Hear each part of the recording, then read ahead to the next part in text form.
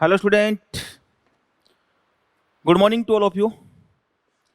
तो बात करते हैं लेक्चर नंबर 3 की। स्टार्ट कर रखा है अपन ने हेलोजन डेरिवेटिव, और हेलोजन डेरिवेटिव में मेनली जो रिएक्शन आती है substitution reaction SN1 SN2। What is the meaning of SN1 SN2 ये ऑलरेडी हम पढ़ चुके हैं, कंसेप्ट को समझ चुके हैं, इनकी स्टीरियो को क्लियर कर चुके हैं। फैक्टर अफेक्टिंग की बात चल रही है, और फैक्टर अफेक्टिंग में हम बात कर रहे हैं नेचर ऑफ एल्किल हैलाइड। हम बात कर रहे थे एल्किल हैलाइड की नेचर की, कि एल्किल हैलाइड किस नेचर का होना चाहिए, SN1 को फेवर करेगा या SN2 को फेवर करेगा। तो इसमें मैं कुछ चीजें तो आपको ऑलरेडी हमने लास्ट लेक्चर में डिस्कस कर ली थी। तो टॉपिक चल रहा था factor affecting substitution reaction.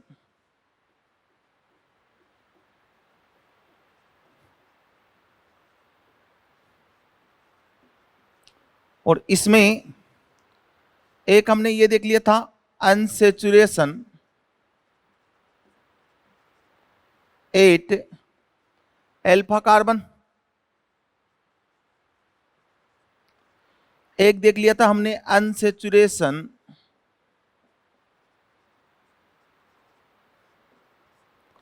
Eight beta carbon.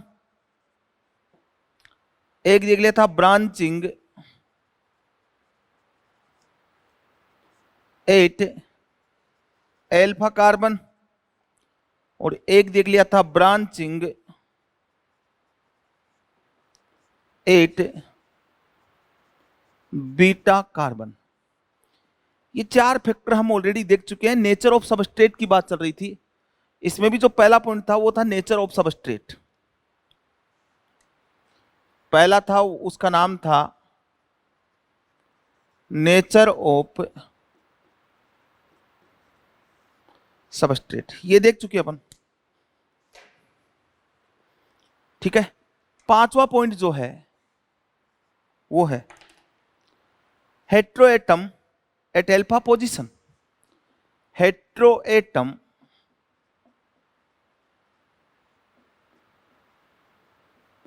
Eight alpha position. Alpha position पे क्या आ जाए, हेट्रोएटम आ जाए। हेट्रोएटम का मतलब क्या हुआ,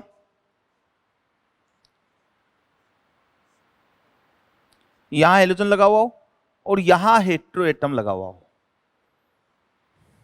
नाइट्रोजन हो सकता है, ऑक्सीजन हो सकता है, या सल्फर हो सकता है।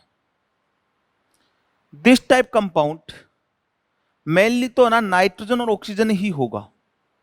मेनली नाइट्रोजन और ऑक्सीजन होगा, सल्फर को हम एक बार अवॉइड कर देते हैं। This type compound highly reactive towards SN1 as well as SN2। ये कंपाउंड SN1 भी देंगे और SN2 भी देंगे। Favour SN1, favour SN2। SN1 भी फेवर करते हैं और SN2 भी फेवर करते हैं, दोनों को फेवर करते हैं। SN1 जी हाँ देंगे, SN2 भी देंगे। अब SN1 क्यों फेवर कर रहे हैं, due to stability of carbocation. Due to stability of carbocation. अब स्टेबिलिटी ऑफ कार्बोकेटाइन की बात करें ना, तो जैसे मैं ये लूं, ये जेड लगाया मैंने और ये यहां पे ये हेलोजन बाहर होगा और यहां पॉजिटिव चार्ज आएगा, ये रेजोनेंस से स्टेबलाइज होगा, जिसको हम बोलते हैं सब्स्टिट्यूटेड कार्बोकेटाइन। क्या बोल के आए हैं, सब्स्टिट्यूटेड कार्बोकेटाइन हमने इसको नाम दिया है। Favour SN2। ठीक है, फिर मैंने बोला ये क्यों देंगे, because lone pair of adjacent atom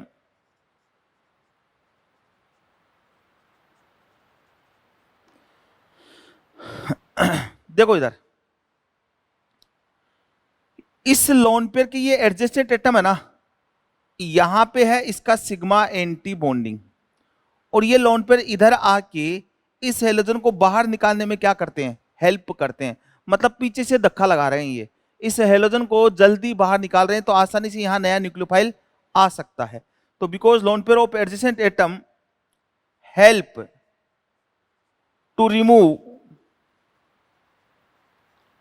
living group, because lone pair of adjacent atom help to remove leaving group, leaving group को ये हटाने में क्या करते हैं, मदद करते हैं।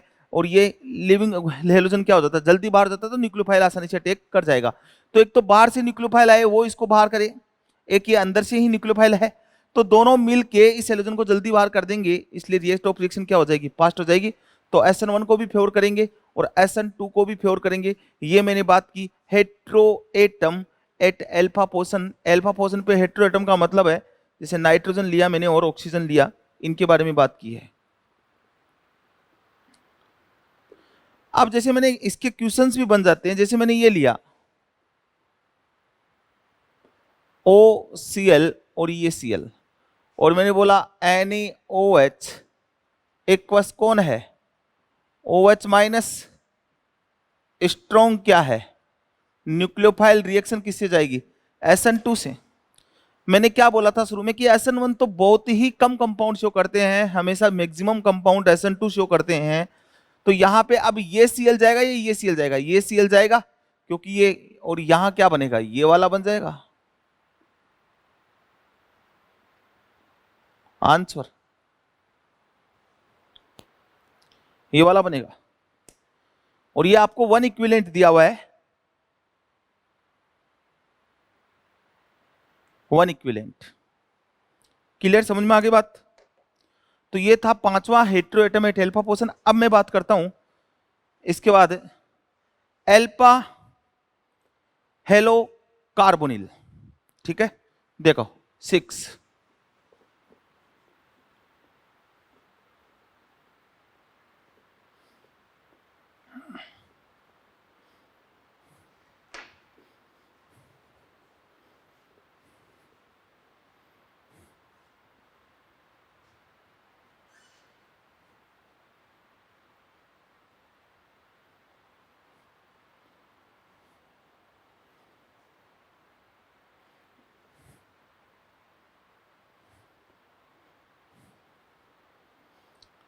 नाउ नेक्स्ट है 6 फैक्टर अफेक्टिंग है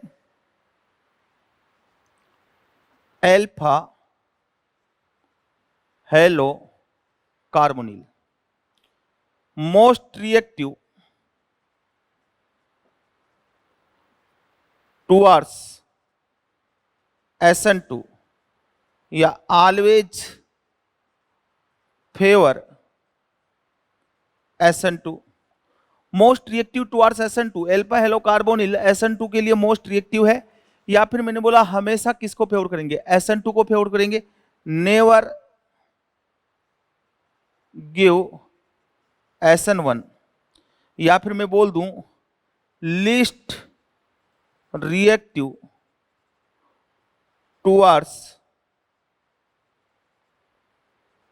SN1, क्योंकि नेवर वर्ड बोलना थोड़ा सा डिफिकल्ट हो जाता है, क्योंकि दोनों रिएक्शन हमेशा पैरेलल में चलती है। प्रोडक्ट बना तो कुछ हो सकता है SN1 से बना हो, कुछ SN2 से बना हो, क्योंकि SN1 में SN2 में इन्वर्जन होता है, तो SN1 में भी तो इन्वर्जन वाला होता है, तो वो पता नहीं चलता कि वो प्रोडक्ट एक्चुअली में कितना परसेंट SN2 से आया, कितना परसेंट SN1 में आया।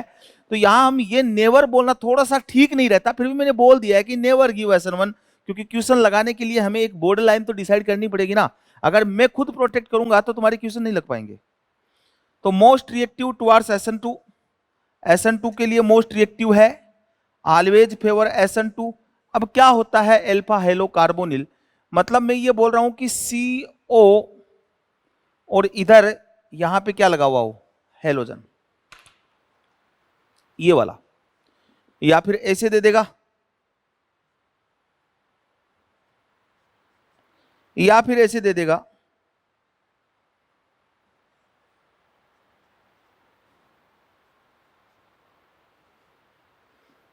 These are alpha hello carbonyl, मतलब कार्बोनिल के जस्ट पास वाला क्या हो गया, एल्फा हो गया।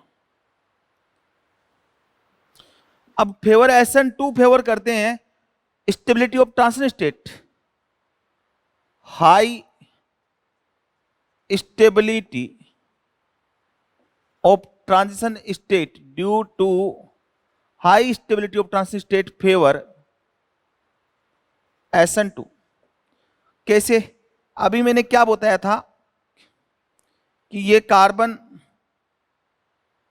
इधर से हेलोजन निकल रहा है, ये H इधर से न्यूक्लियोफाइल आ रहा है, और इधर पास में क्या लगा हुआ है, C डबल बॉन्ड O, और इसका ये वाला क्या है, पाई बॉन्ड जो बना रहा है ऑक्सीजन के साथ। तो एक्सेस ऑफ इलेक्ट्रॉन डेंसिटी इसके द्वारा क्या हो जाती है, स्टेबल हो जाती है, हाई ट्रांजिशन स्टेट। और इस ऑक्सीजन का क्या लग रहा है, स्ट्रॉन्ग -I। भाई बेंजाइलिक की बात की, एलाइलिक की बात की, तो वही है high stable of transition state. तो ये ट्रांजिशन स्टेट स्टेबल हो जाती है, ये इसका पाई बॉन्ड है, और यहां पे ये इसके द्वारा क्या हो जाता है, और यहां भी देखो क्या लगा हुआ है, तो ये इधर से इधर चला जाएगा, ये इधर से इधर चला जाएगा, स्टेबिलिटी ऑफ ट्रांजिशन स्टेट क्या हो जाएगी, इंक्रीज हो जाएगी। अब जैसे इसमें देखो एक क्वेश्चन हम बात करें, जैसे मैंने लिया CO अक्स, ये लिया मैंने CO और ये OT, और यहां लिखा मैंने NH3। तो NH3 डेफिनेटली यहां अटैक करेगा, इसको बाहर करेगा। कौन सी रिएक्शन करवाई मैंने, SN2, तो इधर क्या बना, NH2 आ जाएगा। अब मैं क्या करवा दूं, इसका हाइड्रोलाइसिस करवा दूं। हाइड्रोलाइसिस एस्टर का हाइड्रोलाइसिस करवाते तो कार्बोक्सिलिक एसिड में कन्वर्ट होता है, तो ये बनेगा NH2 और ये COH। पता है ना क्या बना, A अल्फा एमिनो एसिड, ठीक है, नॉन एज एलानिन। इसका नाम क्या है, एलानिन नाम है, एलानिन बन गया।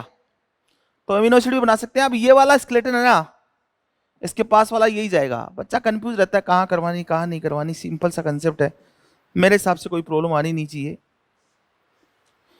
ठीक है, ये इसकी बात हो गई। अब बात करते हैं ना आगे।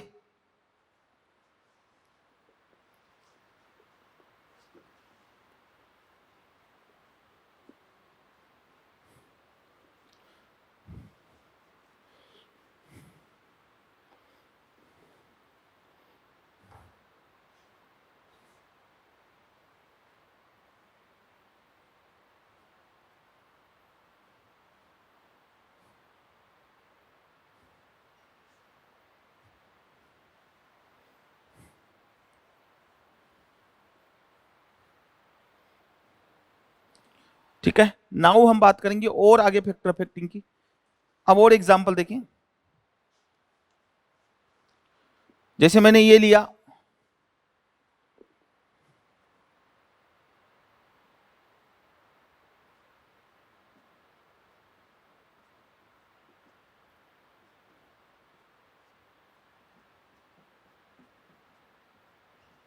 इधर से इधर जाऊंगा ना, तो SN1 भी इंक्रीज होगा, SN2 भी क्या होगा, इंक्रीज होगा। काफी इंटरेस्टिंग है।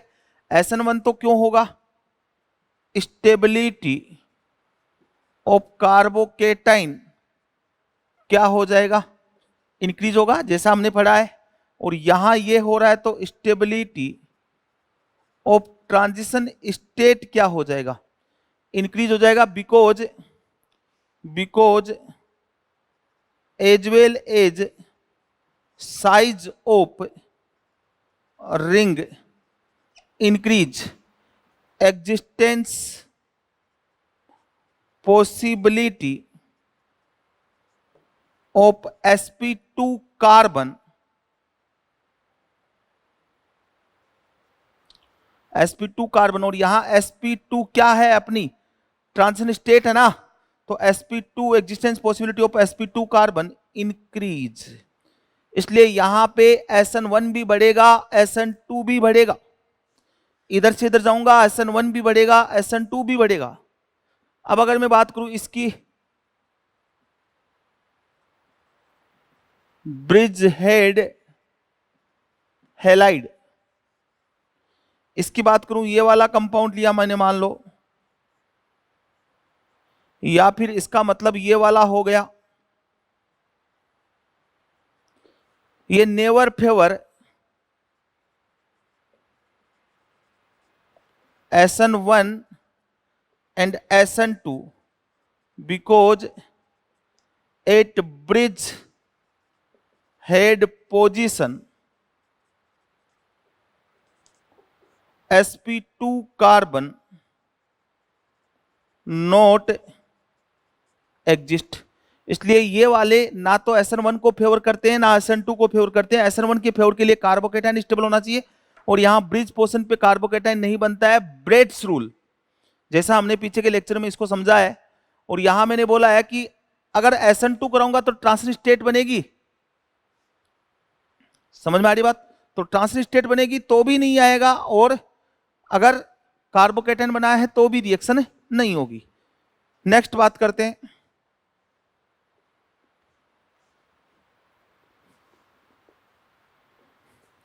अब ये हमने ऑर्डर डिसाइड करवा लिया कि कौन पास्ट देगा और कौन नहीं देगा। ब्रांचिंग की बात कर ली, ऐसे कंपाउंड जो मैंने लीस्ट रिएक्टिव बोले हैं वो लास्ट में जाएंगे। अब बात करते हैं कि overall order of reactivity, SN1 का ओवरऑल ऑर्डर क्या रहेगा?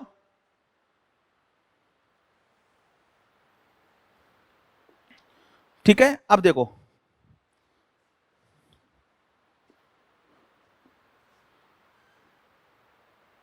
these type halide favor SN1 as well as favor SN1 and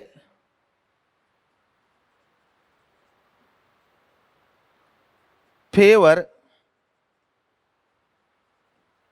SN2।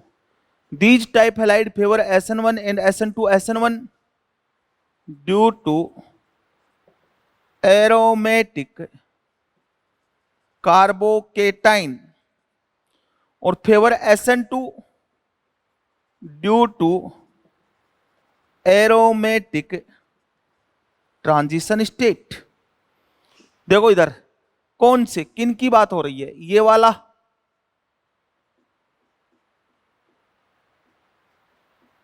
ये वाला,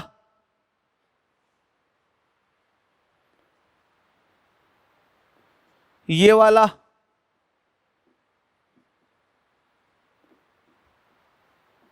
ये वाला, ये वाले जो है ना ये सब एरोमेटिक। भाई यहां पे SN2 में ट्रांजिशन स्टेट बनेगी तो वो ये वाला कार्बन दोनों में ही sp2 रहेगा, तो कार्बोकेटाइन बनाऊंगा तो ये सब क्या है, ये these are aromatic carbocation, these are formed aromatic carbocation. ये क्या बनाते हैं, एरोमेटिक कार्बोकेटाइन बनाएंगे, इसलिए ये SN1 को फेवर करेंगे। और ट्रांजिशन स्टेट की बात करूंगा तो वो भी यहां पे sp2 आएगी, sp2 आते हैं एरोमेटिक हो जाएगा, तो due to aromatic transition state जैसे ये लिया और यहां से ये हेलोजन बाहर निकल रहा है और इधर से न्यूक्लियोफाइल आ रहा है, ये हेलोजन बाहर निकल रहा है और यहां H लगा हुआ है। अब मुझे बताओ ये वाला sp2, ये वाला sp2 और ये वाला भी क्या है, sp2 रिंग के अंदर 2 4n + 2 पाई फॉलो, इसको बोलूंगा एरोमेटिक TS। इसलिए ये SN1 को भी फेवर करेंगे और SN2 को भी फेवर करेंगे। रिएक्टिविटी टुवर्ड्स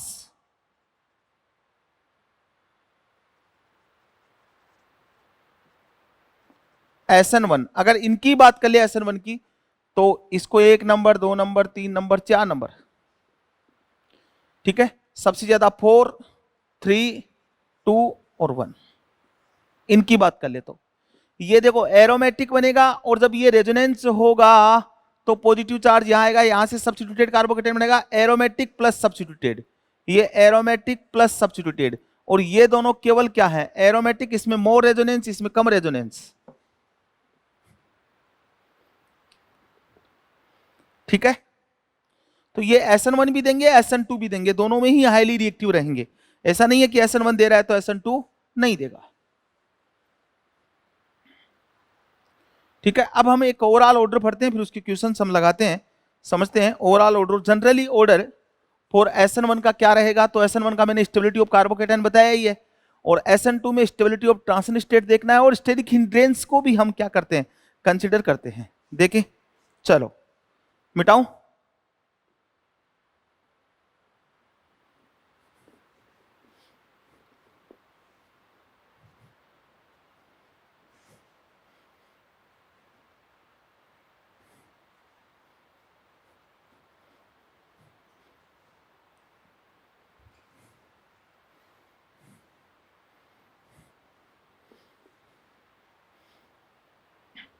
चलो देखो, ऑर्डर फॉर SN1, और इधर लिखूंगा मैं order for SN2। Clear? Order for SN1, order for SN2। Generally order for SN1 और जनरली ऑर्डर फॉर SN2। अब हमें क्वेश्चन तो लगाने होंगे, तो एक ऑर्डर तो हमें डिसाइड करना पड़ेगा। तो इसमें तो हम क्या देखते हैं? स्टेबिलिटी ऑफ कार्बोकेटाइन देखते हैं। क्या देखते हैं? Stability of carbocation. तो इसमें सबसे पहले एरोमेटिक,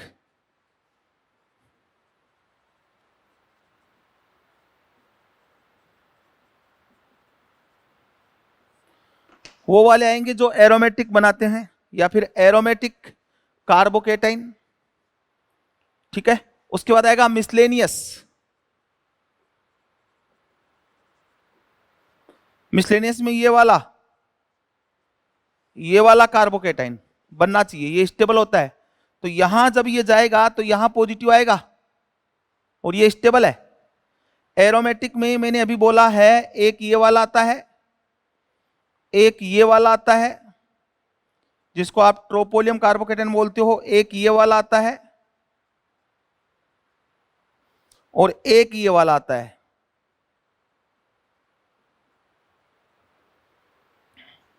फिर उसके बाद आता है बेंजाइलिक। बेंजाइलिक वाला ये वाला, जैसे एक ये लिया, एक ये लिया, एक ये लिया, तो इनमें टॉप टू बॉटम जाऊंगा तो SN1 क्या हो जाएगा? बढ़ जाएगा। कार्बोकेटाइन की स्टेबिलिटी बढ़ रही है। फिर उसके बाद एलाइलिक, जिसमें एलाइलिक कार्बोकेटाइन बनता हो। एलाइलिक कार्बोकेटाइन जैसे एक तो मैंने लिया ये वाला, और एक ले लिया मैंने ये वाला, और फिर एक ले लिया मैंने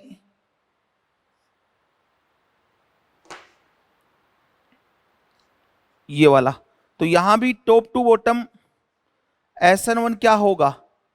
इंक्रीज होगा। या फिर मैं इसको ऐसे दिखा दूं, एक तो लिया मैंने ये वाला, एक लिया मैंने ये वाला, एक लिया मैंने ये वाला। तो यहां भी SN1 क्या हो रहा है? इंक्रीज हो रहा है। क्योंकि देखिए आप इधर, यहां पॉजिटिव आएगा, ये तो कार्बोकेटाइन की स्टेबिलिटी चेक कर ही लोगे। यहां बात करूं, यहां कार्बोकेटाइन, यहां कार्बोकेटाइन, और यहां कार्बोकेटाइन, यहां भी चेक कर लिया। यहां पॉजिटिव, यहां पॉजिटिव, यहां पॉजिटिव। अब ये रेजोनेंस दिखाएगा तो पॉजिटिव यहां आएगा, ये दिखाएगा तो पॉजिटिव यहां आएगा, ये दिखाएगा तो पॉजिटिव यहां आएगा। तो स्टेबिलिटी ऑफ कार्बोकेटाइन बढ़ती जा रही है, क्योंकि इधर एल्फा हाइड्रोजन बढ़ते जा रहे हैं। फिर एलाइलिक, फिर एल्काइल। एल्काइल कार्बोकेटाइन मतलब इसमें आएगा 3 डिग्री, 2 डिग्री और 1 डिग्री, ये वाला आएगा। एल्काइल आएगा 3 degree, 2 degree, 1 degree, hyper conjugation से स्टेबल होते हो। मतलब यहां क्या हो रहा है? रेजोनेंस। और यहां क्या होगा? Hyper conjugation. उसके बाद एंटी एरोमेटिक कार्बोकेटाइन सबसे लीस्ट रिएक्टिव कौन रहेगा? Anti aromatic carbocation. अब एंटी एरोमेटिक कार्बोकेटाइन कौन बनाता है? देखो भैया ये वाला लीस्ट रिएक्टिव, ये लो।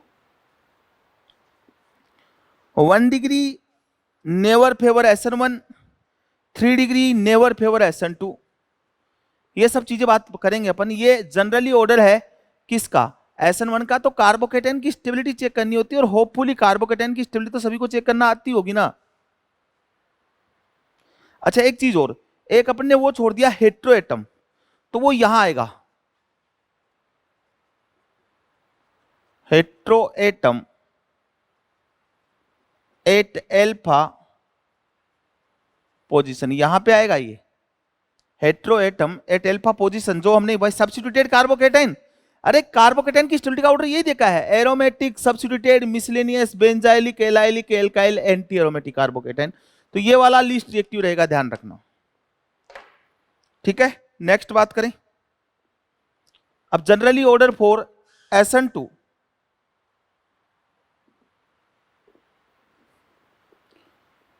मिटाऊं?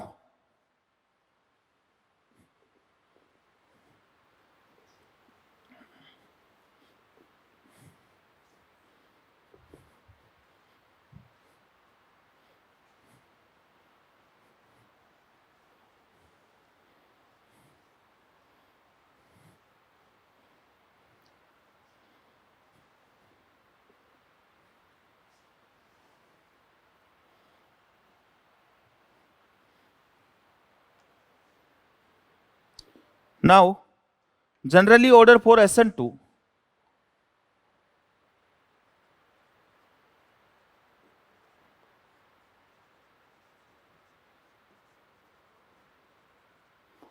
SN2 कैसे चेक करते हैं? स्टेरिक हिंड्रेंस एंड स्टेबिलिटी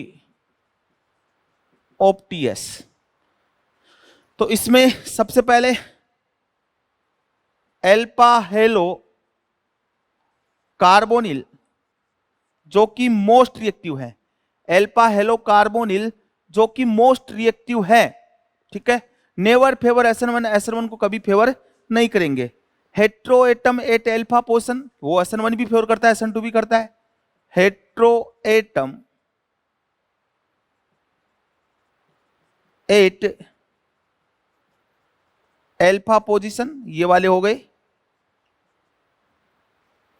उसके बाद CH3 अक्स methyl allied less hindrance always give SN2। फिर बेंजाइल,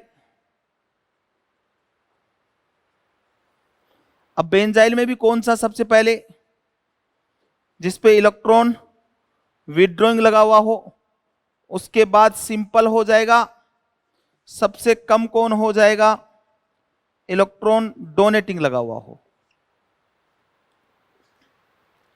तो यहां पे मैंने बोला heteroatom at alpha position CH3 और ये बेंजाइल, उसके बाद वही एलाइल।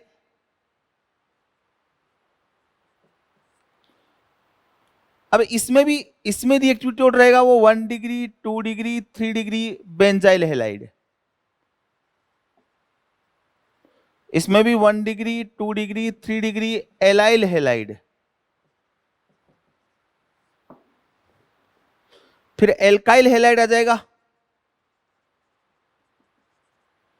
कौन आएगा? 1 डिग्री, 2 डिग्री और 3 degree. 3 degree never favour SN2, ये SN2 का ऑर्डर हो गया। लगा दो कि कोई प्रॉब्लम नहीं है। SN1 SN2 ऑर्डर सिंपल से कंसेप्ट है, क्वेश्चन सभी हम कर लेंगे और कर लेंगे। ठीक है, देखिए अब ये SN1 SN2 की रिएक्टिविटी के ऑर्डर जो होने चाहिए थे उनकी बात हमने कर ली है। अब हम एक टेबल बनाएंगे कि SN1 देगा, SN2 देगा, ये हमें डिसाइड करना है कि वो किसको फेवर करता है। मिटाओ, चलो।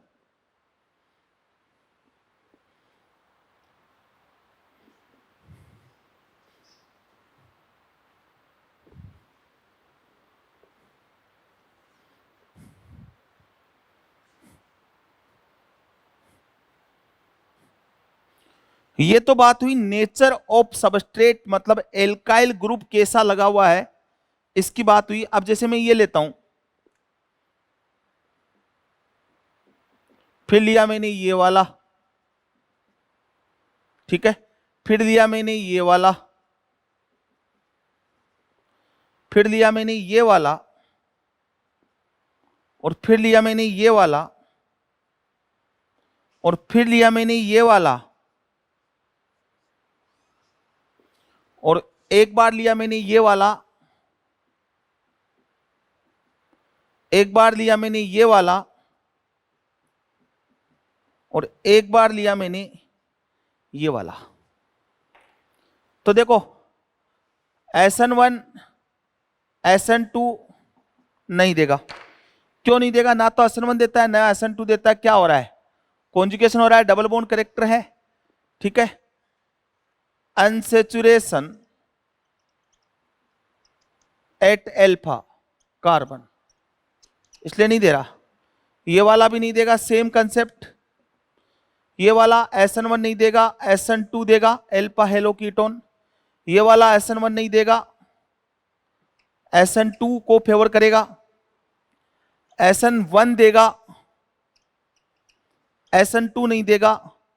SN1 फेवर करता है, और ये वेरी लेस रिएक्टिव, SN2 को फेवर नहीं करता है। ये वाला SN1 और SN2, ना तो SN1 को ना SN2 को, एंटी एरोमेटिक कार्बोकेटाइन, और इधर एंटी एरोमेटिक ट्रांसनिस्टेट, इसलिए ना तो SN1 को फेवर करेगा ना SN2 को। ये वाला SN1 को फेवर करेगा, SN2 को भी फेवर करेगा, ठीक है। डबल टिक, और ये ट्रिपल टिक और डबल टिक, मतलब इसको ज्यादा फेवर करता है ये एरोमेटिक कार्बोकेटाइन, एरोमेटिक कार्बोकेटाइन, और एंटी एरोमेटिक, सॉरी, एरोमेटिक ट्रांसनिस्टेट। ये वाला SN1 को भी नहीं करेगा, SN2 को भी नहीं करेगा।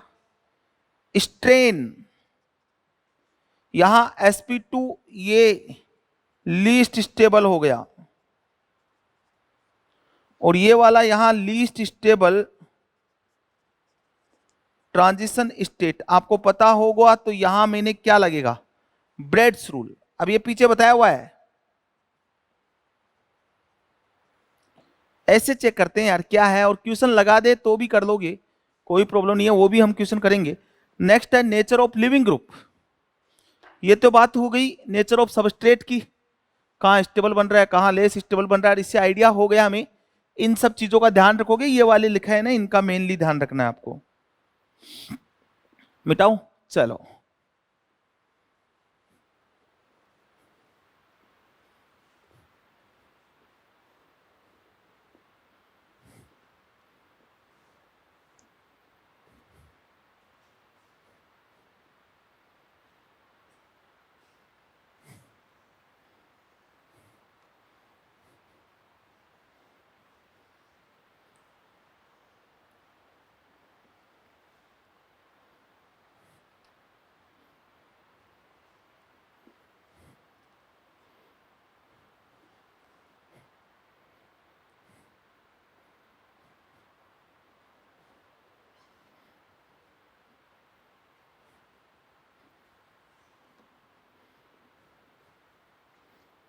ठीक है। नाउ फर्स्ट फैक्टर था नेचर ऑफ सबस्ट्रेट। अब मैं बात करता हूं nature of living group.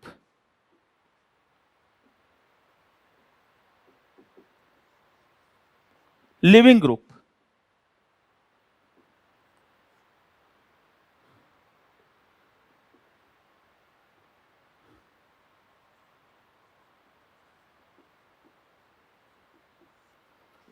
Leaving group कैसा होना चाहिए, किसको हम बेटर न्यूक्लियोफाइल मानते हैं?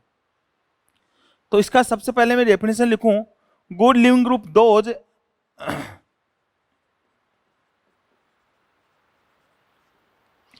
किनको हम गुड लिविंग ग्रुप बोलते हैं, विच रिमूव्ड इन द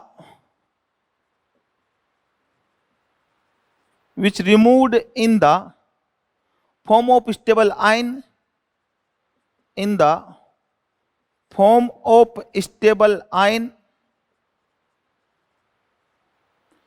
या फिर कंपाउंड, स्टेबल कंपाउंड, या फिर हो सकता है गैसेस।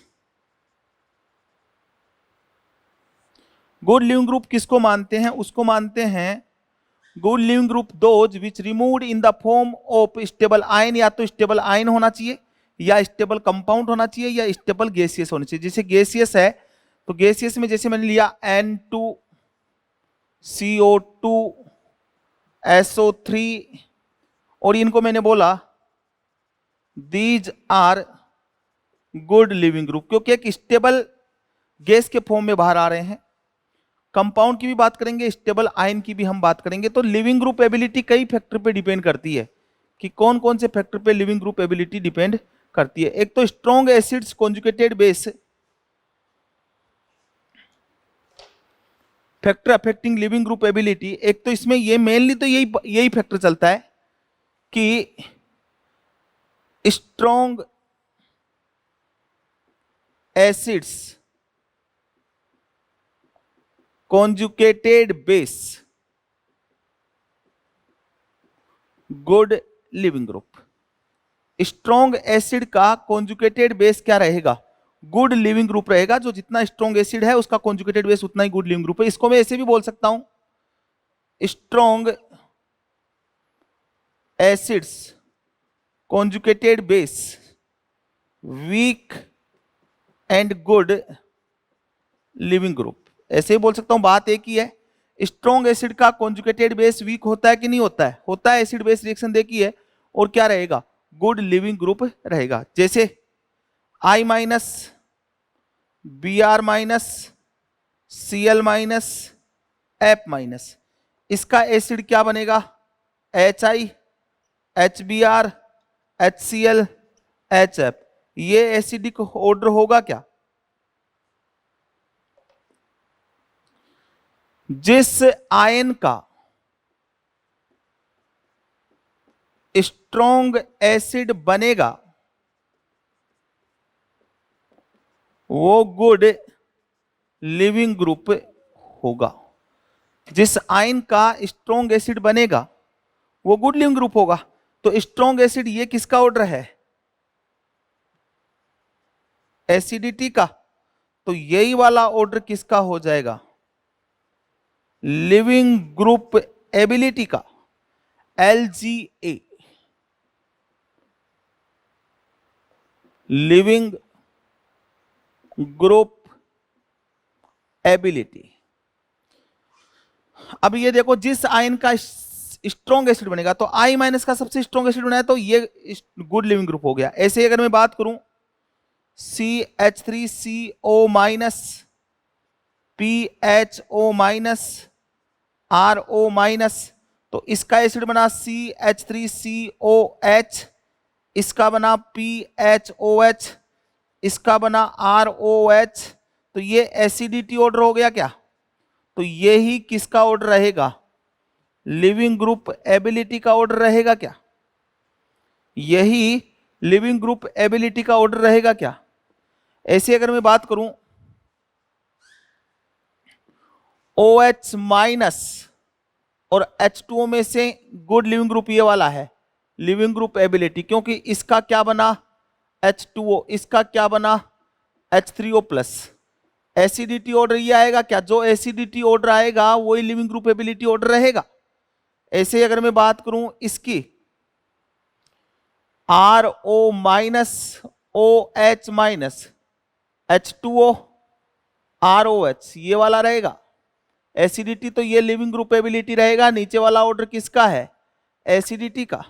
ऐसे अगर मैं बात करूं NH2 माइनस, OH माइनस, ठीक है, F minus, NH3, H2O, HF, ये ऑर्डर किसका आया? एसिडिटी का ऑर्डर आया। तो ये वाला ऑर्डर किसका रह जाएगा?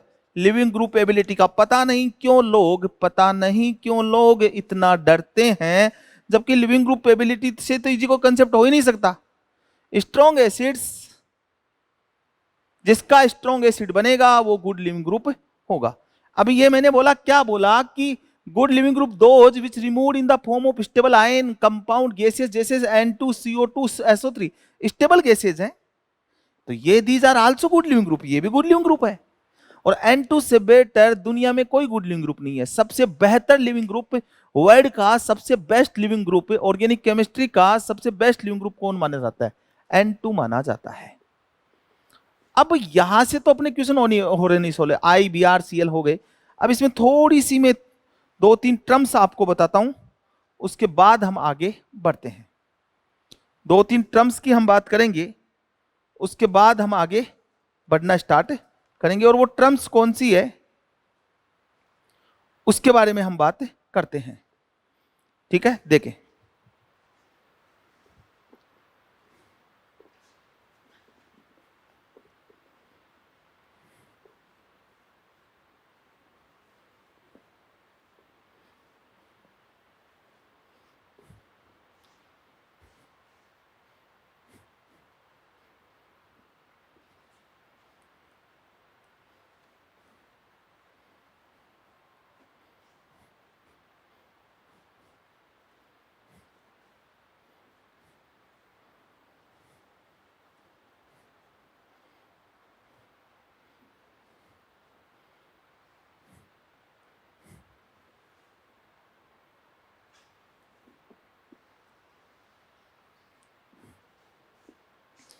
ठीक है, अब देखो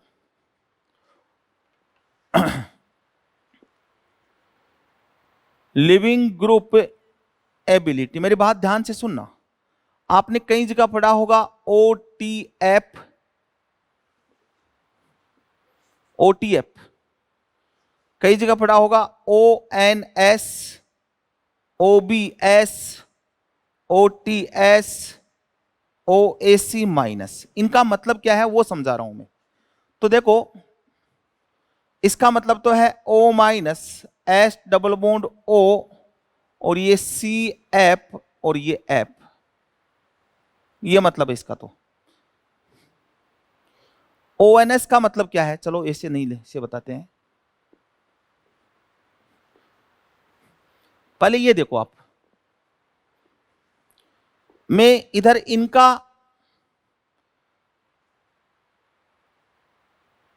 OTF,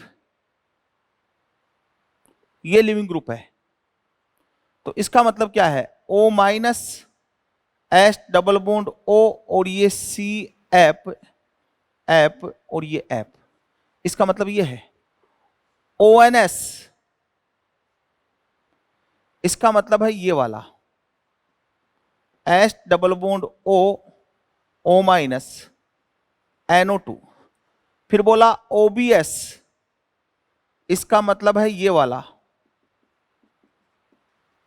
यहां पे लगा दो Br। फिर बोला OTS, सब पे नेगेटिव चार्ज है, ये लिविंग ग्रुप बन जाए तब की मैं बात कर रहा हूं। और यहां मैंने लगाया ये वाला CH3 S double bond O minus. पहले इन्हीं की बात कर लेते हैं। देखो इधर, अब मैं इसको देखो खोद के लाता हूं, कहां से ये जनरेट हुआ है उस चीज को समझना। आप एक कंपाउंड पढ़ते हो आप, ये वाला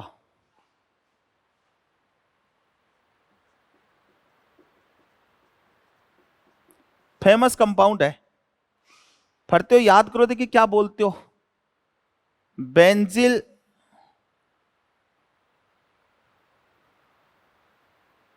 बेंजोइल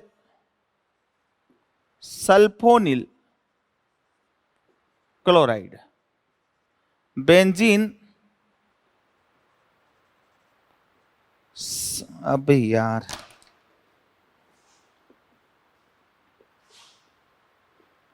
इसको बोलते हो तुम बेंजीन सल्फोनिल क्लोराइड। क्या बोला एनसीईआरटी ने? हिंसबर्ग रिएजेंट यूज क्या है? 1 degree, 2 degree and 3 degree amine can be distinguish by this reagent. 1 degree, 2 degree and 3 degree amine can be distinguish by this reagent. इस रिएजेंट से 1 degree, 2 degree and 3 degree amine को हम क्या कर सकते हैं, डिस्टिंग्विश कर सकते हैं. Benzene sulphonyl chloride. अब आगे मैं लगाता हूं ये वाला.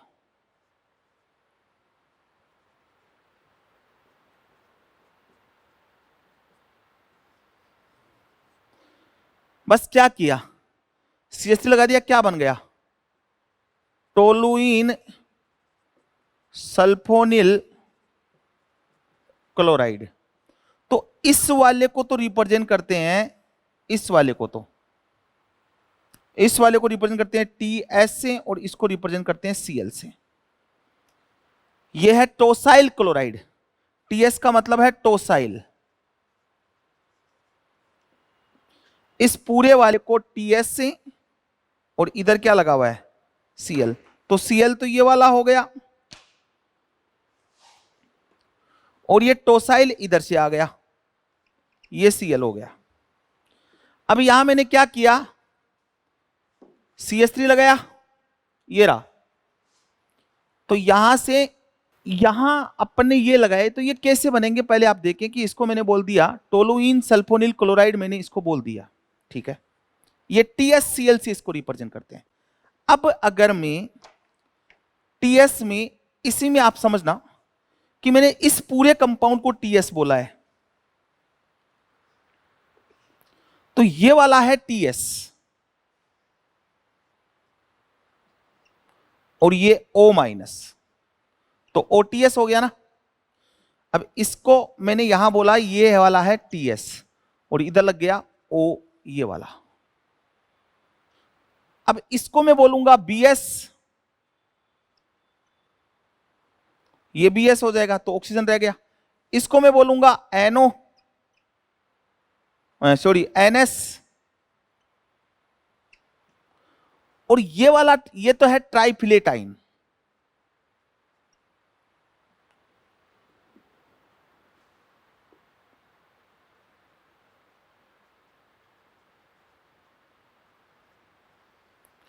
दिस इज ट्राइफिलेटाइन और इसको रिप्रेजेंट करते हैं हम OTF से, OTF. अब समझ में आ रहा है, NS और ये ऑक्सीजन, NS और ये ऑक्सीजन, BS और ये ऑक्सीजन, TS और ये ऑक्सीजन. अब देखो इस कंपाउंड की रिएक्शन TSCl की रिएक्शन यदि आप HO से करवा दो, HN से करवा दो, इन बॉन्ड से करवा दो, तो यहां से ये Cl बाहर होता है और क्या बनता है TSOR, यहां जो भी R लगा हुआ है, या फिर ये बनेगा, या फिर इससे करवाओगे TSCl तो ये HCl बाहर होगा और यहां से क्या बनेगा TSNR.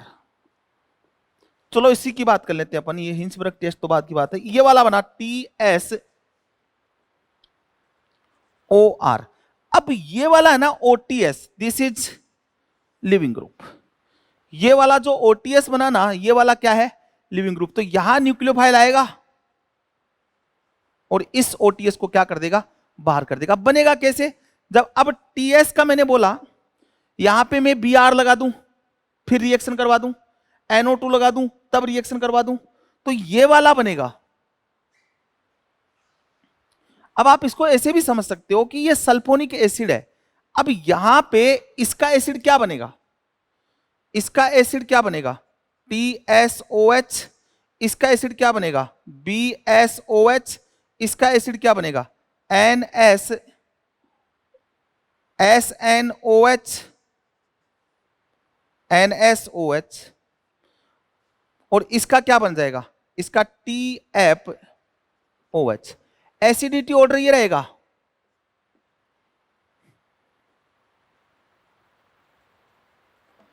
यहां पे equivalent resonating structure 3, equivalent resonating structure, इसलिए स्ट्रॉन्गेस्ट एसिड. फिर NO2 का -R लग गया, यहां Br का -H लग गया, CH3 का +H लग गया. तो ये एसिडिटी इधर से इधर जा रहा हूं तो डिक्रीज हो रही, क्या स्ट्रॉन्गेस्ट एसिड ये वाला है, तो तो ये वाला स्ट्रॉन्ग लिविंग ग्रुप बनेगा, फिर ये वाला बनेगा, फिर ये वाला बनेगा, फिर ये वाला बनेगा। समझ में आ गई बात? वापस से समझ ले, मतलब क्या बताया मैंने, पूरा समझाया है। ये होता है Cl है, ये रिएक्ट करेगा। OTS कैसे बनता है? अब यहां पे आप NO2 लगा दो, सारे बन जाएंगे। HCl ऐसे, OH ये वाला टूटता है, तो यहां एल्कोहल की रिएक्टिविटी क्या रहेगी? Reactivity of alcohol 1 degree, 2 degree और 3 डिग्री।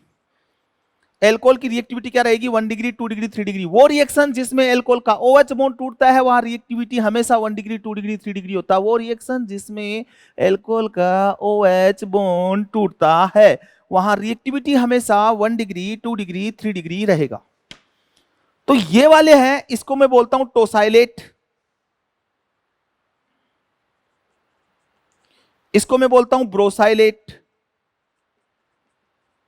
इसको बोलता हूं नोसाइलेट, और उसको बोलता हूं ट्राइफिलेट आयन। तो ये इनका एसिड, सल्फोनिक एसिड है HH। अच्छा, इनके सबके एसिड बना लो। सबसे स्ट्रॉन्ग एसिड ये बनेगा, तो सबसे गुड लिविंग ग्रुप ये बनेगा। जिसका स्ट्रॉन्ग एसिड बनेगा वही गुड लिविंग ग्रुप बनेगा। तो ये समझ में आ गया। अब ये कैसे कैसे अप्लाई हो सकता है वो देखिए आप इधर, ठीक है? देखिए,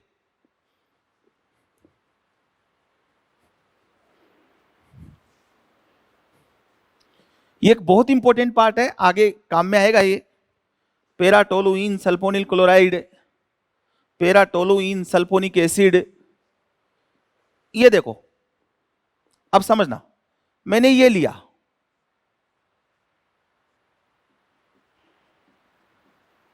और यहां मैंने लगाया जेड। अब ये वाला हो गया पेरा सब्स्टिट्यूटेड सल्फोनिक एसिड, ये वाला ही हो गया। अब इसकी रिएक्शन में करवाता हूं भैया, PCl3 से करवा दो, PCl5 से करवा दो, SOCl2 से करा दो। OH की जगह क्या सप्लाई कर देगा? Cl सप्लाई कर देगा। क्या बन जाएगा? Z S double bond O और ये Cl, ये बन जाएगा। अब यहां जेड बराबर CH3, या जेड बराबर देखो, मान लो H CH3 Br, या जो दिए हुए उन्हीं की बात कर लेते हैं, CH3 Br NO2, ये वाले हों, तो एसिडिक ऑर्डर क्या रहेगा? एसिडिक ऑर्डर क्या रहेगा? NO2 वाला, Br वाला और CH3 वाला। अब इस कंपाउंड को मैं कैसे भी दिखा सकता हूं, देखो, TSCl BSCl NSCl। ये कब बनेगा? जब जेड बराबर CH3 है। ये कब बनेगा? जब जेड बराबर Br है। और ये कब बनेगा? जब जेड बराबर NO2 है। समझ में आ रही बात? अब इसकी रिएक्शन में करवाता हूं HOR से, तो ये HCl बाहर रहेगा। यहां रिएक्टिविटी ऑफ एल्कोहल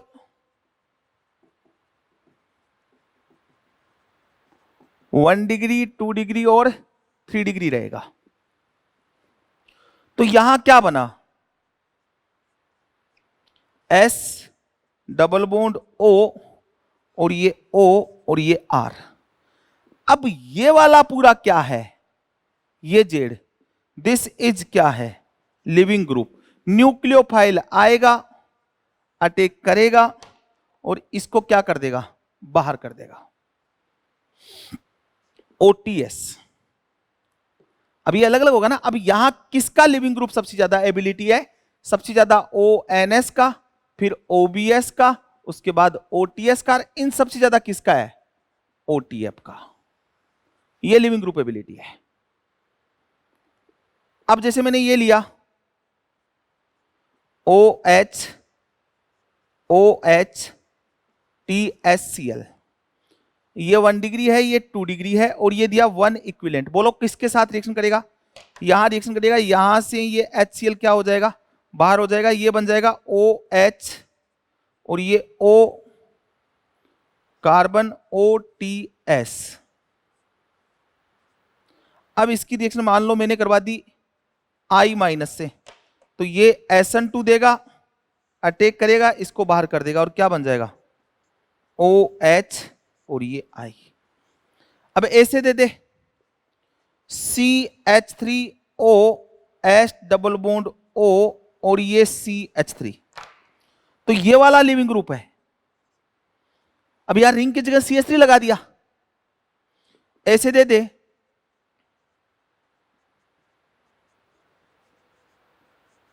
तो ये वाला लिविंग ग्रुप है। अब यहां न्यूक्लियोफाइल आएगा ना, तो न्यूक्लियोफाइल यहां अटैक करेगा, इसको बाहर करेगा, यहां न्यूक्लियोफाइल आएगा तो यहां अटैक करेगा, इसको बाहर करेगा। तो ये मैंने कुछ बताए हैं कि OTS OBS इनका मतलब क्या होता है, सिंपल सा कंसेप्ट है। यहां कौन रिएक्ट करेगा कौन नहीं करेगा, किसकी रिएक्टिविटी ज्यादा होगी, ये वाले होगी। अब हम बात कर लेते हैं ओवरऑल लिविंग ग्रुप एबिलिटी की, तो इसी वे में हम अरेंज कर देंगे जैसा हम करते आए हैं। ठीक है, मिटाऊं, चलो, क्योंकि कई बार क्वेश्चन आते हुए भी पीछे से थोड़ी सी इनऑर्गेनिक ऑर्गेनिक मिक्स कर देता है। भाई ऐसे ज्यादा तो नहीं आते क्वेश्चन, पर एक दो तो आ ही सकता है ना। और भैया एक दो क्वेश्चन का भी बहुत ज्यादा इंपॉर्टेंस है, नीट है, कट ऑफ जैसे जा रही है ना, वैसे केमिस्ट्री में 45 से 45 सही हो तब भी काम नहीं चल रहा है, उधर फिजिक्स को और सोल्व करना पड़ रहा है।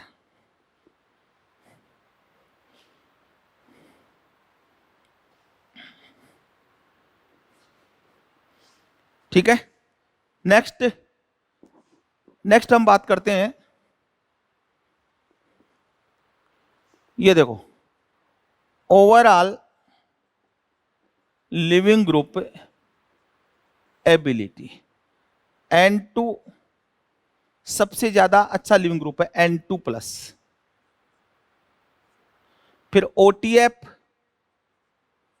फिर ONS, फिर OBS, फिर OTS, फिर I-, फिर Br-, फिर H2O, Cl-, F-, I-, Br-, Cl-, F-, OAC-, OAC का माइनस इस कंपाउंड का नाम है। तो ये इन सबसे वीक एसिड हो गया, ये तो सल्फोनिक एसिड के डेरिवेटिव है। फिर उसके बाद OR- और ये OH-, ये यहां तक है ना, यहां तक कंसीडर गुड लिविंग ग्रुप। ठीक है, और H2O के इधर वाले हैं ना, ये कंसीडर बैड लिविंग ग्रुप, इनको बैड लिविंग ग्रुप मानते हैं। तो ये तो सल्फोनिक एसिड डेरिवेटिव हो गए, N2 गैसियस फॉर्म में बाहर आएगा। ये वाला लिविंग ग्रुप एबिलिटी आपको फॉलो करना है, और मेनली तो आपके आयोडीन Br Cl F में बात करता है, बट ध्यान रखना इन तीनों में Cl और F के बीच में आएगा H2। अब ये उधर वाले एसिडिक और गैसियस, ये वाला ओवरऑल लिविंग ग्रुप एबिलिटी है। ठीक है, तो ये लिविंग ग्रुप एबिलिटी।